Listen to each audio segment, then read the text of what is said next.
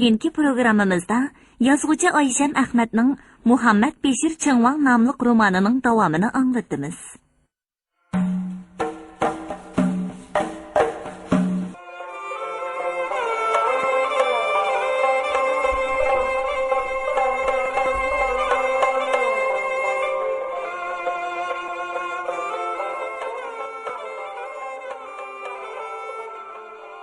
Tomoshabinlarmi jiddiylashib qolgan edi.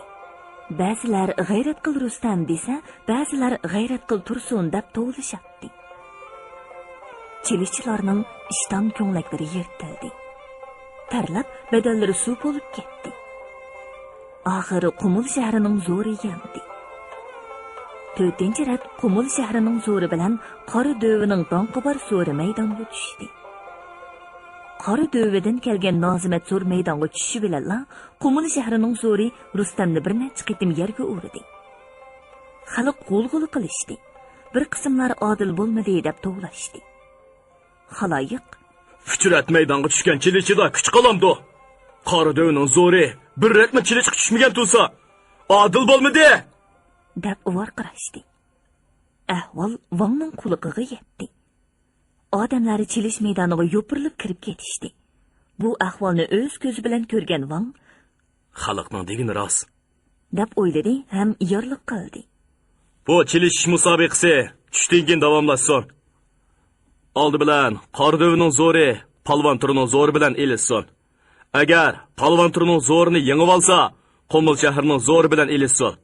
Yengolmasa, Qumul shahrining zo'riga kolibeshi mukofot berilsin. Van hocamda yarliq deb Jakarchi bu so'zlarni aniq donima-dona qilib xaloyiqqa anglatdi.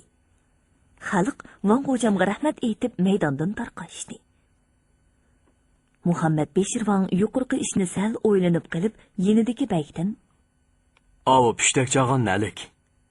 Xo'sh Van hocam, o qizil poti jamoatidan. Avo Qora Dövilik zo'r bilan yaqin tuqqan."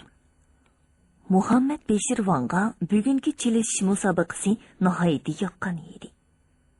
Biroq oxirgi g'ovg'a uni o'yga selib qo'ydi. Shunga u qaytib ketib o'tib beklarga shundoq dedi. Chilishish degan bir o'yin, ammo buningga pam bilan kuch kerak. Buningga hiyla ishiltib, inoqlikni buzishga bo'lmaydi. Odamni eziqtirish shaytonning, o'z nafsiga cho'g' tortish munofiqning ishi. Tushdan keyin boshqa bir chilishishni boshqarsin.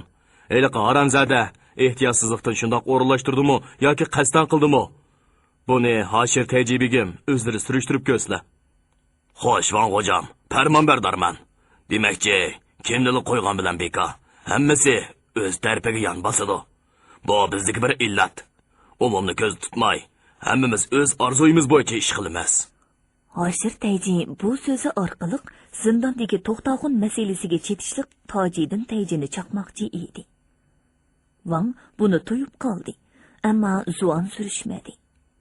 Chunki Vang o'zi to'y kunlardan so'roq savol bo'linmaydi degan edi. Ammo Vang bu ishni bexudlik qilishga bo'lmaydi deb o'ylab, "To'ydan keyin so'zlashaylar begim." "Xo'sh, Van hocam, qulluq. Amsa tushdan keyin chilishishni boshqarishga eliylik mehmonlardan biri taklif qilinsin." "Xo'sh, Van hocam, farmonbardormiz." Tushdan keyin Vang shaxmat musobaqasi qilishni farmon qilgan edi. Ammo chilishni oxirigacha ko'rishni orzu qilib qolg'ashqa shaxmat musobaqasini ertaga surdi. Jakarchi buni alohida jakor qildi. Tushdan keyin rost degandek chilish musobaqasini eliylik mehmonlarning ichidagi chilish mohiri Mahmud Bey boshqardi. Mahmud Beyning salobatlik turuqi chapdastiki chilish maydoniga husn bergan edi. Van hocam bey sipohlar bilan burilib yetib kelib sahnadan o'rin oldi. Hammasi birdek o'rinlardan turib, egilgan peti Van hocamga salom berdi. "Qo'llarimga ijozat. Qani, chilishishni boshlaylik." Mahmud Bey chilishning tartibini boyaqadek tunishtirib o'tdi.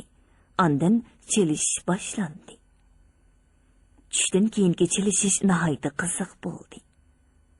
Qora Dövilik zo'r Nozimat maydonga tushibla, hashpashtigacha palvon turining zo'rini usti ostilab yerga urdi. Oningda qandoqdir bir kuch namoyon edi.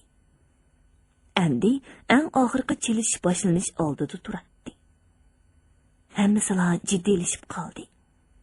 Челішчіламы, башқұрғычыламы, тамаша көргічіламы, әтта сәхнедегі Ван Қожам башлық бәй сыпақламы диққатты болды. Ішкі зор майданға түшіп, алды білән Ван Қожамға салам бәрді. Зорлағы ijazat, ғайрат қылыңла. Qari dövülük zor nihayeti yoğun adam idi. Onun xeyli yıllar burunla danqı çıqqan bolup, bütün qumul təvəsidiki kişiler onunğa çoqunatdı. Onun üstüge, ular atı bovusidan tartib çelişçi bolup, birmi adamdan yengilip qalğını yo'q idi. Nazimet zormu, hazırgıca biridan yengilip baqqani yo'q. Onunda öküzdek güç, öküzdek huy bar idi. Hemmeylem, O maydonga tushsila, g'albi shuning bo'ladi, deb o'ylaydi. Atiganki chilish boshqaruvchimi uning kuchini nazarda tutib, shundoq o'rinlashtirgan edi. Qumul shahrining zo'ri Rustammo mushu necha yildan beri yetishib chiqayotgan chilishchi bo'lib, bo'yi pakaroq bo'lsa-mu kuchlik edi. Mana, ular ikkisi maydonning ikki tarafida bir-biriga qarashib, miqada kulishib turibdi. Qari dövülük zor Rustamni qilchimi mansitmay, tomoshabinlarga qarab uni ishora qilib ko'zga ilmaydiganligini bildiribmi qo'ydi. Ular elishmoqchi bo'lib, bel putlarini tutishga tayyorlik qilishdi. Bu chaqda Qumul shahrining zo'ri dedi. Aka, yerga ostroq ursangiz, bo'lamdi. Ha. Deb qo'pollik bilan ma'qul bo'ldi qari dövülük zor. Rustam qo'rqqandek miskin qiyofatda raqibisiga tikildi. Qari dövülük zo'rning ko'ngli yayrab ketdi. Halanga voy, men bilan chelishman degicha, neni yeysanchu? Mening oldimda chumilining o'zi, hop bechora. Elish boshlandi. Qumul shahrining zo'ri raqibini hadab oldiga tortdi. Qari dövülük zo'r butun kuchini kayniga yig'ib, o'zi tarafga tortdi. Bu chaqda Qumul shahrining zo'ri bir kuchaplab qari dövülük zo'rni zo'rning o'zi tirkishib tortayotgan kayni tarafga gup qilib yiqitdi va ustidan mahkam besib o'ltirib oldi. Butun maydon silkinib ketdi. Daqiqiy jimjitlikdan keyin taraf-tarafdan olqish sadolari yangradi. Kishilar ko'zlariga ishonmay, birining beshidan biri ortilib maydonga qarashdi. Rost degandekla Qumullik zo'r qari dövülük zo'rining ustidan besib o'ltirdi. Yana bir qitimliq elishish boshlanish oldida turibdi. Rustam zo'r Nazimat zo'rga: "Hey aka, bu Xudoning irodasi. Sat bo'ldi. Aslida menda unchalik kuch yo'q edi. Xafa bo'lmang ha." Qarab tur.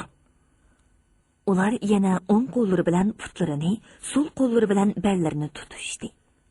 Qari dövülük zo'r: "Men buni beshimga ilib, rosa bir pirqirtib, ovi iqiyotgan so'g'a. Yo'q, ovi nilopar kulib tashlibday." Chelish boshlandi. Qumul shahrining zo'ri pamparastini ishqa solmoqchi bo'ldi. U birdala qari dövülük zo'rning yerni tirab turgan putini kuch bilan ishtiribdi, uning yo'g'on gavdasi Qumul shahrining zo'rining ikki qo'lida laylab qoldi. Rustam uni beshidan aylantirib maydonning o'ttirisiga tashlagan edi. U maydonning o'ttirisida o'likdek sumaylanib qoldi. Yana maydonni bir daqiqa jimjitlik surib besib, birdala maydon kurkirab ketdi. Qari dövülük chilishchilar bu kutilmagan ahvolni o'zlariga nisbatan haqorat deb belgashga g'azablari qaynab tashdi. Ular Rustam zo'rni origa ilib, uni adablab qo'yishga uringan edi. Maydonda sumaylanib yotgan Nazimat sakrab turib ularni to'sib oldi. Gunoh menda. Men yengilib qoldim. Bildimki, mag'rurlik bilan bexudlik odamni mag'lub qiladi ekan. Rustam farosatli ekan. Uningga barakalloh. Kishilar to'pi qizil pota bog'lagan Rustamni beshida ko'tarib osmonga otdi. Yana osmonga otdi. Yana tutib olib, yana osmonga otdi. Muhammad Beshirvonning dadasi Ardeshirvon nihoyat usta shaxmatchi edi. Qumul zaminida uningga teng keladigan shaxmatchi yo'q edi. Aytishlarga qaraganda, u xonni ziyorat qilgani Beyjingga borganda, xon bilan shaxmat o'ynab, xonni yengib olgan ekan. Uningdan burun har qanday shaxmatchi xon bilan shaxmat o'ynaganda yengib olish ehtimoli bo'lsa-mu, xonning yuzini qilib qasdan yengilib berib kelgan ekan. Lekin Ardeshir Vang xonni yengib olish uchun astoydil erishgan. Uning xonni yengib olganligini ko'rgan xonning xos amaldorlari Ardeshir Vangni ayblab, "Bu asli do'tni askan. Do'tga omad katta degandek, xon oliylaridan hayo qilmay, oliylarni yengib olg'il nemisi? Bu oliylarga qilingan hurmatsizlik. Buni qattiq jazolash kerak." deyishibdi. Xon kulib ketib, Bizning shaxmat o'ynashimiz g'arbning shaxmat o'ynishiga o'xshamaydi. G'arb shaxmat o'ynasa, podshohni urush maydoniga boshlab kirdi. Bu yerda shaxmat o'ynasa, podshohni sepildila tushirdi. Men noit sepildila tushdim. Buni qaraydi chog'liq. Bu aqlli kishi ekan. Sizlar degandek do't emaskan. Men buni mukofotlashim kerak. deb uni 500 tiziq yarmoq bilan mukofotlagan ekan. Ardeshir Vang shu qitim Beyjingdan qaytib chiqib, maxsus bir shaxmatxona yasatgan ekan. Bu shaxmatxona yonboq tarafdagi oromgohga tutash cho'ng saroy bo'lib, bu saroyning tomlariga aynak jihozlar yasalgan. Aynak jihozlarning ichiga rusum xat bilan chiroyli qilib tövandagi she'rlar yasalgan. Har kishi o'ynasa satranchini o'ziga topqisidir o'z ranjini. Har kishi mat bo'lsa 2 pil bilan dardi chiqmaydi 2-15 yil bilan. Shuningdan keyin o'rtada ayrim kunlar ajratilib shaxmat o'ynash odat bo'lib qolgan ekan. Muhammad Beshir Vang 7-8 yoshlarida shaxmat o'ynashga havas qilib qoldi. U dadasi shaxmat o'ynasa, shaxmat tugigicha qarab o'tiradi. Dadasi vafot bo'lib ketgandan keyin shaxmat o'ynashni texmi taraqqiy qildirdi. U o'rdadagi hamma beglarning shaxmat o'ynashini tashabbus qiladi. U chaqlarda uning ta'siri bilan sirtdagi puhralar ichidimi shaxmat o'ynash odatga aylanib qolgan edi. Vang buni anglab xush bo'lib, har qitim o'rdada shaxmat o'ynalganda xalq ichidagi ustalarni oldirib keladi. Muhammad Beshir Vangning Vangliqqa o'ltirgan dastlabki yillar har Navro'z kuni shaxmat musobaqasi bo'ladiganligini jakarlagan edi. Bu shaxmat musobaqasini alohida o'tkazish uchun shaxmatchilarga ayrim kiyim tiktirildi. Shu qitimqi shaxmat musobaqasi nihoyatda dog'dug'liq o'tkazildi. Shuningdan keyin har yili Navro'zda shaxmat musobaqasi o'tkazish odatga aylanib qolgan edi. Uningdan boshqa Vangning xolgan kunlardami doim degudek shaxmat o'ynalib turadi. Vang shaxmat o'ynaydigan desa, shaxmatchilarning tomosha ko'radiganlarning ko'ngli yayrab ketadi. Shaxmatchilar Bu qitim to'y ma'rikasida cho'qim shaxmat musobaqasi bo'ladi deb qiyos qilishgan edi. Shunga shaxmat havaskorlari bu kunni taqozolik bilan kutgan. Elidan kelgan mehmonlarmu Qumulda shaxmat musobaqasining nihoyatda qizib ketadiganligini anglagan edi. Ularning ichidagi Mahmud Bey, Jarullo Bey, G'ururiy Beylar usta shaxmatchilar bo'lib, ularmi Vang bilan shaxmat o'ynashni orzu qilib kelgan edi.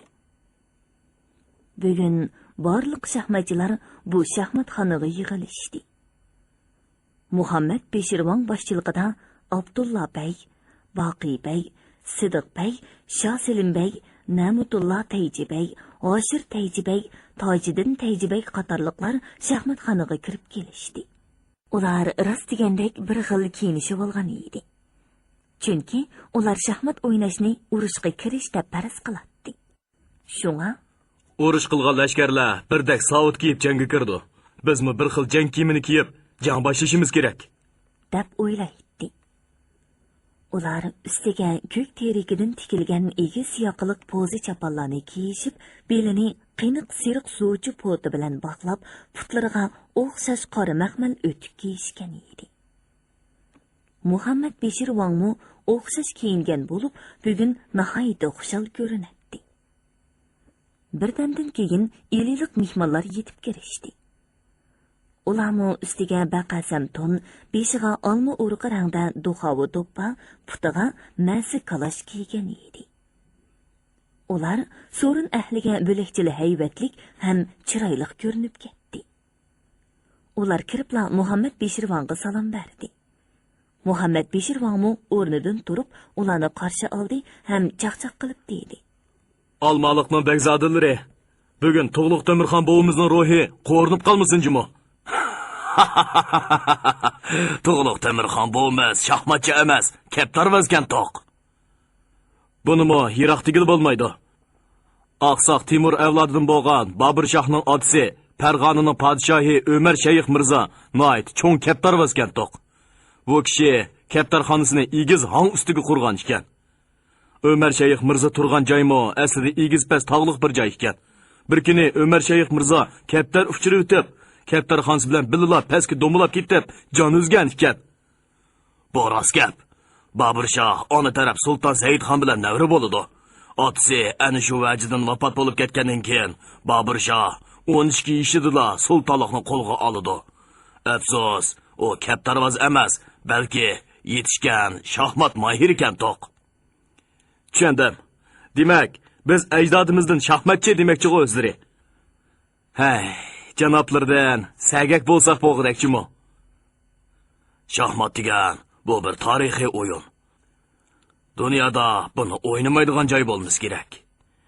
Yaqinda Qumuldan haramga borgan hojimlar safar ustida bir Yevropalik bilan shaxmat o'ynab, o Yevropalikni yengib oldi. Yevropalik o hojiga katta bir uzuk sovg'a qildi. O uzukni eliq hoji Van G'ojamga taqdim qilg'ili olib ketgan. Van G'ojam bu uzuk o'zlarining shaxmat o'ynab futib olgan sovg'alari. Bu sizlarning shaxmat o'ynashdagi mohirliklarining simvoli. Men ilivasam durust bo'lmas. Aşı Yevropalikni yengib olganliklari biz uchun cho'ng inovat. Himmatlarga rahmat. Dab qaytirib berdi. Qani, o'yin to'xtatayli. O'yin to'xtatayli degani, yengilib qolganlar qanday qiladi degani edi. Shart ig'ir bo'lib kelsa, biz musofirlarga uvol bo'ludjimo. Qo'qmislar begim, Van G'ojam bor. Mundoq bo'lsin. Shart ig'ir bo'lib kelsa bo'lmas. Agar men yengilib qolsam, har birlarini xazinamdan bahramon qilay. Qanchalik bersam ixtiyorim. Har qaysilaridan biralari yengilib qolsa, qo'shoq to'qib, naqsh etib, usul o'ynab berdilar. Qandaq? Naqsh etib, usul o'ynay olmasaqchi? Van G'ojam, ish qilib, birar qiziqchilik qilib bersakli bo'ladi-ku. Bo'ladi. Shundoq bo'lsin. Shundoq qilib o'yin boshlandi. Oldi bilan Ililiq shaxmatchi Mahmud bey bilan Qumulliq shaxmatchi Abdulla bey tushdi. Ular o'yinni osonda tugatdi. Abdulla bey yengilib qoldi. Abdulla bey naqsha va usulga usta edi.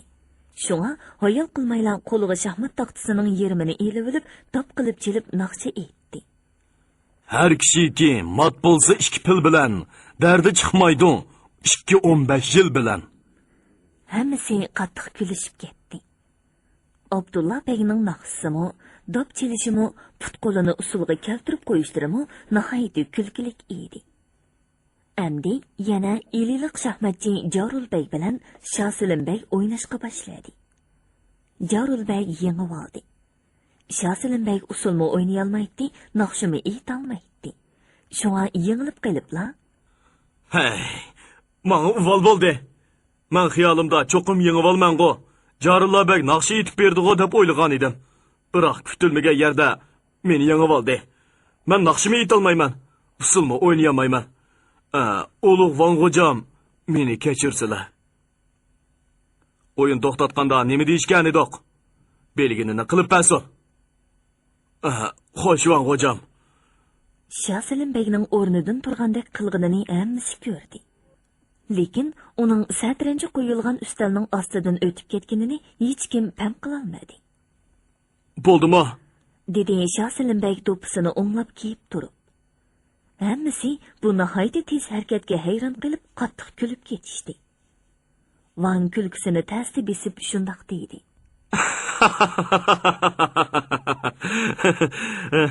Bu begning chambarchilikda danqi bor. Bu kishi dadam bilan Bejingga borganda xonning chambarchilari bilan elishib, ularni yengib olgan ekan. Xonning chambarchilari bu odamga bosh qo'yib, uning Bejingda qilib qilishini talab qilibdi. Biroq dadam qo'yib bermabdi. Qo'yib bergan bo'lsa, Bejingda qolibdimi? Qolgan bo'lsam, bugünkidek xijolatchilik tatmas edim. Endi o'yinni neden boshlash kerak? Maosh ikkisini 2 ililik yangib oldi. Bular bosh emaskan. Endi Van janoblari, g'ururi janoblari bilan o'ynab ko'rsin. Bo'ladi. dedi Van chopinining yanglarini ustiga sal qayirib, ondan satranchi oldiga kelib o'tirdi. G'ururimu hurmat, ehtirom bilan Vanga qarama-qarshi o'tirdi. G'ururi Afg'on, Baliq, Kashmir, Arab ellarida yurgandimu shahzodalar bilan shaxmat o'ynagan. Nurg'un qitim ularni yengib olgan edi. Bugun bo'lsa G'ururini surib bosdi. U Van janoblariga qarab sal aymangandek kulimsiradi. Van o'ziga bo'lgan cheksiz ishonch bilan kulimsiradi. Saroy ichi jimjitlikqa cho'mdi. Hammasining diqqati shoh, vazir, pil va lashkarlarning surti o'yilgan shaxmat donchilariga tikildi. O'yin boshlandi. Ikkisilar pam-parasat bilan shaxmat o'riqlarini yutkamoqda edi. Muhammad Beshirvon boshda G'ururining fahmiga hayron qoldi. Ammo bir fikr yurgizibla G'ururining oldini to'sadi. Ular pil eyin o'yinini o'ynagan edi. Pil eyin o'yini bu shaxmatning kelib chiqishidagi bir rivoyat bo'lib, rivoyatda mundoq deyiladi. Xeyli zamonlar burun bir podshoh o'tgan ekan.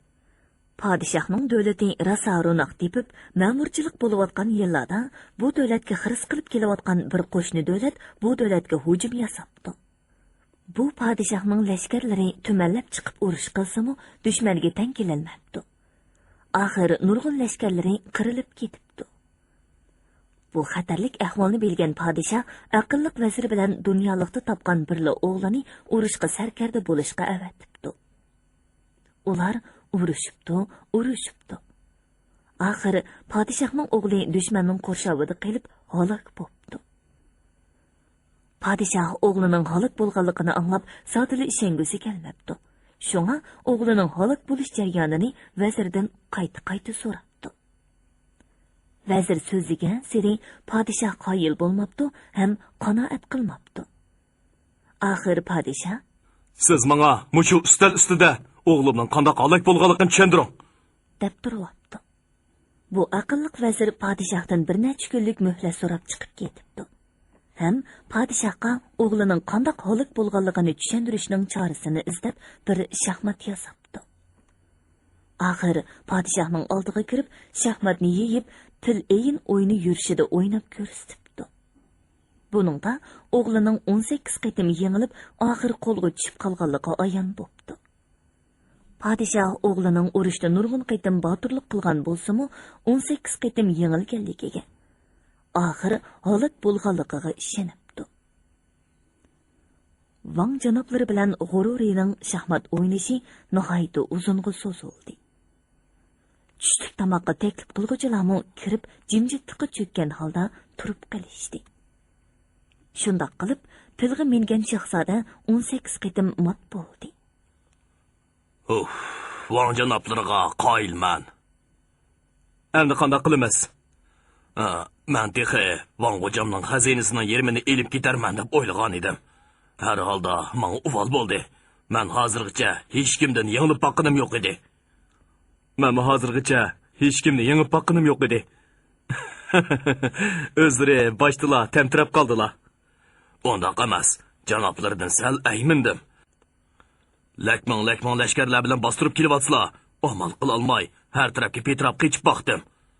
Pil minmay ot minsam bo'ptikan deb qoldim.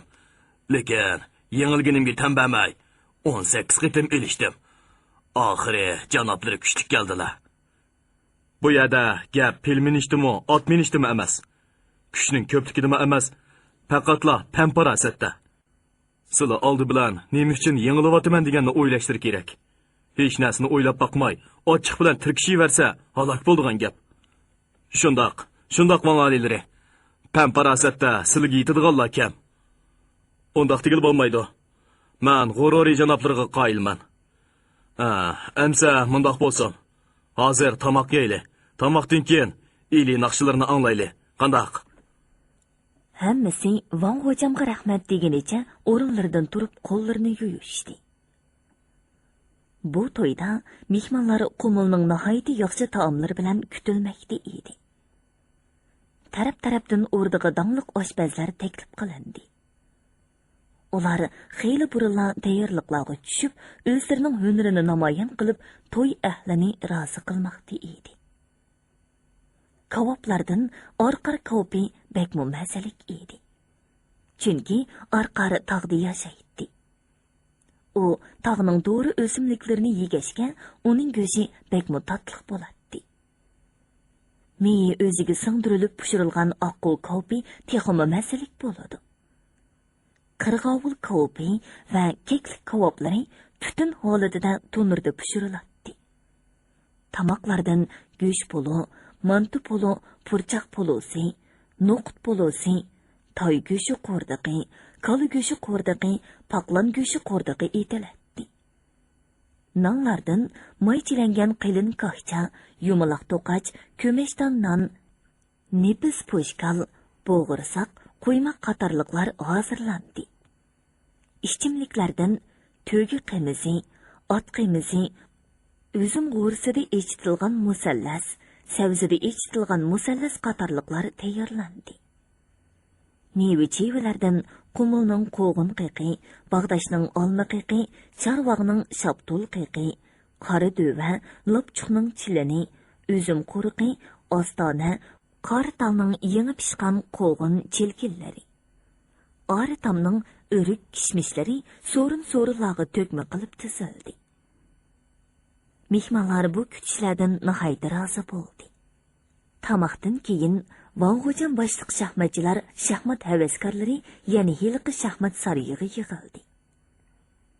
G'ururi tamburni qo'liga elib o'rindiqqa o'ltirdi-da, o'ng putini so'l putining ustiga elib, tamburni o'ng tizig'iga qo'yib, ruslanib o'ltirib olgandan keyin tamburni noqul bilan chekib chelishga boshladi.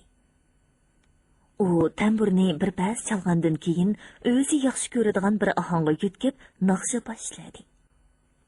Vadariha derdi bilen men ada buldum nitey. Durri göherni yutturdim, tapmadım, öldüm nitey. Vadariha öttü ömrüm, hasretin arman bilen, kılmadım zikri vapani, bir zaman canan bilen. Bağven bağını açkın, men nigarım ne körey. Sayıda közü humar, mestani yarım ne körey. Ah, ölüm bağrımda koydu. 100 tümenmin dağılar, qatra su bolup, oqti yürektin yağılar. 3. ahangmu 2 kuplet eğitilip, 4. ahanga köştü. G'ururining nahul salgan baş parmaqi mungluq ritimda urilatdi. Tamburning zil torlari kishining yurak torlarini chekib o'tadi. Naqshining 2. ahangida bo'sh ovoz bilan naqshiga jo'r bo'layotgan eliylik mehmonlar 3. ahangdan boshlab ovozini qo'yib berdi. Ta'lim bo'lsa mening, yongan chiroq o'charmidi? Shu ishongan tog'larim osti bilan ko'charmidi? Naqshining ahang beyitlardan qaraganda g'ururining dardi yo'q degili bo'lmag'idek deb o'ylab qoldi u. Bu ahangmu 2 kuplet aytilib 5. naqshiga ko'chdi. Shu tariqada 8 naqshi aytilib to'xtadi. Eliylik mehmonlar xumardan chiqqandek bir-biriga qarab kulib qo'yishdi. Atrofdagi boshqa mehmonlar bu naqshilarning sehriy kuchiga hayron qoldi. Hammaylan yana bir oz anglasak bo'ptikan deb qilishdi. Muhammad Beshirvon: Bu naqshilar haqiqatan qoltiskan. Qolg'inini oqshomliqqa ili mashribida anglayli. Muhammad Beshirvon bugun o'z hujrasida Mehribonu xonim bilan cho'ng yo'lga qartilgan panjarasini echib o'tib, ot yo'rg'isi musobaqasini ko'rdi. Yanbaq ko'rikdan oltinliqchi bo'lgan oraliqda otlarni yo'rg'iga silish musobaqasi qizib ketgan edi. sarxil otlar rat-rat bo'lib pushqurib turadi. Otlarning egar jabtuqlari, yuganlari kumushdan yasalgan bo'lib, bakmo hayvatlik edi. Bo'yniga qo'ng'iroq, qizil pöpüklar esilgan otlarning ustida baglar, xo'jalar gediyib o'ltirishadi. Bir burg'i chilinish bilan tang otlar sap tortib yo'rg'ilashga boshladi. Utib chiqqanlarga mukofotlar berildi. Necha kundan beri Mehribonu xonim, Qumulli xonim og'chilar hamda elilik tuqqanlari bilan Qumulning naqshi sozlarini angladi, usullarini ko'rdi. Bu naqshchi nag'machilar Qumulning nom, bay, adoq, nerin, qo'ray tog'laridan elib kelingan ayol naqshchi sozandalar edi. Qumulliqlarning usullari bo'libmi chiroq usuli, dob usuli va chini usullari uni o'ziga jalb qildi. Bugun u yana Vang oliylari bilan birlikda ot yo'rg'isini ko'rib bakmo xushal bo'ldi. Qumulning o'rdi baglari, elining g'ururi boshchiligidagi bag o'limonlari to'g'ri so'qishtirish musobaqasi bo'layotgan maydonga qarab mengishdi. To'g'ri so'qishtirishmi Muhammad Beshir Vangning to'y sharifi uchun elib berilayotgan o'yinlarning biri. Bu yerda odam nihoyatda ko'p bo'lib, quloqni yorg'udek olqish sadolari yangrab turadi. Beglarning kelayotganligini ko'rgan maydon boshqaruvchi xalqni tinchlantirdi. Beglar oldingi ratdan o'rin elishdi. To'g'ri so'qishtirishni boshqarayotgan Mamadon gapdan bir maddoh edi. Uning egiz bo'yi, uzun burtlari, egri qoshlari, yumuq ko'zlari nihoyatda kulgili ko'rinadi. U baglarni, mehmonlarni ko'rib gul qaqallari echilib so'zlab ketdi. Mana, o'yinning rosa qiziq yeriga eng kichik to'qlarning ilishadigan vaqtiga kelgan edi. Mehmonlarning ta'li bor ekan. To'qi degan bir ulug' bor jonivor. O'ylab ko'raylik. Uni beshidagi tojisi go'zallikning alomati. Podshohlarning tojisidan derak beradi. Aptudagi dokori uning qorali. Raqibi oldida jangga kirishga jur'at qilishi uning botirligidan derak beradi. Yana cho'texe. Uni danni ko'rganda hamrohlarini tang yeyishga chaqirishi inson yetalmaydigan vafodorlikdan derak beradi. Tong otganda chilish cho'texe. Hammishda insonning oldida ishkanligidan derak berdi. Yana kunda yatoq talashmay tuxum berishi uning kang qorsoq sexiyligidan derak berdi. Endi xaloyiq diqqat qilaylik. G'ururi bu gaplarni anglab hayron qoldi. Rost aytdi. Bu yomon gadaykana. To'xidagi hech kim nazarga ilmaydigan bir jonivorni noiti yaxshi ta'riflab o'tdi. Tova. Ovam xalq ichidami donalar oz emas ekan. Endi Shadoxun bilan Adoxunning to'qilari maydonga tushdi. Bir qizil to'xu bilan oq to'xining egillari bir-biriga qartib qo'yib berishdi. To'xular bo'yin tuklarini tik qilishib, qanotlarini kerib, tumshuqlari bilan cho'qishib, putlari bilan tepishib, darg'azab bilan hujumga o'tdi. Chiroyli qanotlar to'xtamay yo'linishga boshladi. To'xularning nalaridandir qonlari eqib, qanotlarini bo'yashga boshladi. Lekin ular to'xtamay elishdi. Ko'zlarini cho'qib qarg'u qilishsa-mu, yana to'xtamadi. Oxiri ikki to'xu biraqli yiqildi. Putlarining paylari tortishib, teni titrab jantalishga boshladi. Maydondagilar goh to'xularga ich og'irtib jimib qolishadi. Goh qiyoqas cho'qon ko'tarishadi. Bu manzaradan ta'sirlangan Namutulla Tejibek bilan G'ururi bek o'rinlaridan turib yonchuqidan bir muncha pul elib, ikki to'xining egasiga tutqizdi. Maydonni boshqaruvchi beklarga qarab, Rahmat baglarim. Degenicha egilib ta'zim qildi. Muhammad Beshir Vang bu qitimqi to'xi so'qishtirishdan xabar tepib, nihoyatda xush bo'ldi. U yiliqa maydon boshqaruvchiga bir kala, 2 qo'y, 2 tog'or bug'doy in'om qildi. To'yning 9-kuni 100 oshqo kuni bo'ldi. Og'ichi xonimlar bilan oppoq oilalar cho'ng saroyga yig'ildi. Ular erlarining martabasiga, o'zlarining jaddi jamiyatining yuqori tuvanligiga qarab, gilam ustiga zadivol yoqilib silingan atlas ko'rpalardan o'rin oldi. Ayollarning hammasi degudek har xil tovar duxovlarda tikilgan etik cho'rilarga cheltak yoki kimxob tutgan cheklik limcha. Ishchiga har xil yipak raqtdan gul ishlangan ko'nglaklar kiygan edi. Beshiga chashma tikilib, jikiga oltin qadoq tutilgan yoki kimxob ta'tillardan tikilib oldiga muhozi qadigan do'ppilarning ustidan chashma gullik zo'chu lichaklarni bo'rtmi shallarni solgan edi. Qo'llarida, quloqlarida oltin zubi sanatlar parqirab turardi. Xizmatchilar ularni qush qanotlarida qilingan yelpigishlar bilan yelpib turardi. Bu chaqda qiz tarafning yangisi bir ta'tilla ko'rpini ko'tirib kirib to'riga soldi. Oldiga naqshlangan yo'g'on shira qo'yib, ustiga dasturxon soldi. Ondan Mehribonul xonimni qo'ltiqidan ikki qiz qo'ltiqlagan peti saroyga elib kirdi. O'ltirganlarning hammasi durrida o'rinlaridan turib, xonimga ta'zim qilib esallikni so'radi. Qiz ta'tilla ko'rpa ustida o'ltirgandan keyin qizga kumush patnosda choy tutdi. Qiz qo'ldishin choyni elib, qizga uchirganda qilib ikki qo'llab chinini yondirdi. Shuning bilan qizning oldiga qo'yiladigan narsalar patnoslarda to'shilishga boshladi. Oldi bilan bir patnosda oltin qubi o'rnatilgan osmon rangdagi yipak purkanchi ro'mol qo'yildi.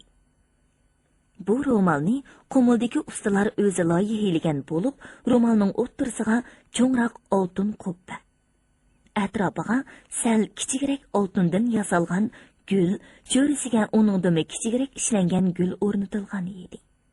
Yozuvchi Oysham Ahmadning Muhammad Beshir Chingvang nomli romanini bugun mush yergacha anglatdik.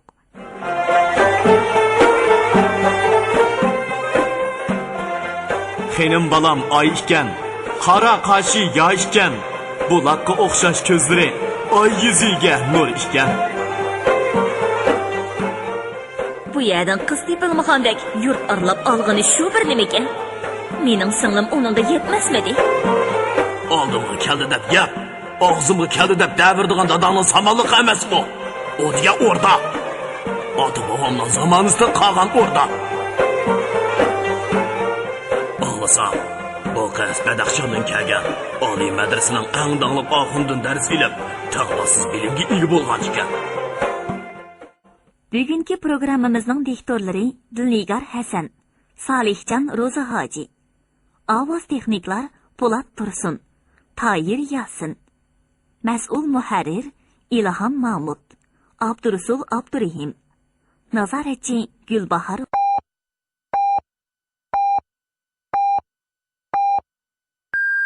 Beijing vaqt